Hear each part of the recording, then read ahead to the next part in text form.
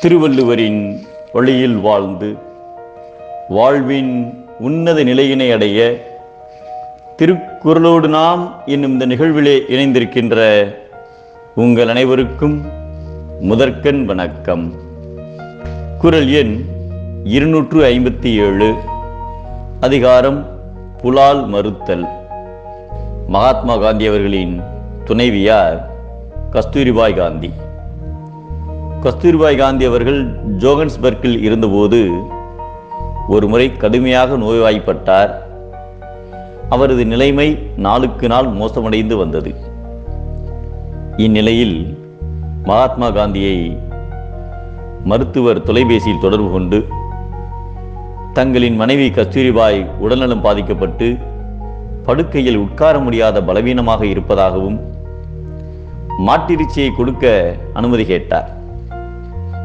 அதற்கு காந்தி அவர்கள் என்னால் அனுமதி வழங்க முடியாது என்று பதிலளித்துவிட்டு, மேலும் இந்த விஷயத்தில் எனது மனைவியின் விருப்பப்படி நடந்து கொள்ளுங்கள் என்று கூறினார்.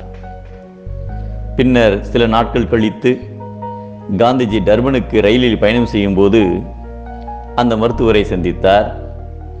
அந்த மருத்துவர் அமைதியாக காந்தியிடம் சென்று, நான் உங்களுக்கு தொலைபேசியில் தொடர்பு கொள்ளும் முன்பே உங்களது மனைவிக்கு மாட்டிறைச்சி தேநீர் கொடுத்து விட்டேன் என்று கூறினார். இதற்கு காந்தி அவர்கள் சிரித்துக்கொண்டே, நான் எனது மனைவியிடம் அன்று பேசினேன். நீங்கள் என்னிடம் பேசிய செய்தியை அவரிடம் கூறினேன். அவள் ஒரு உறுதியான பதிலை கொடுத்தாள்.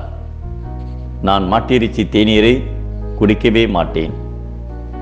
இந்த உலகில் ஒரு மனிதனாக பிறப்பது ஒரு அரிய விஷயம்.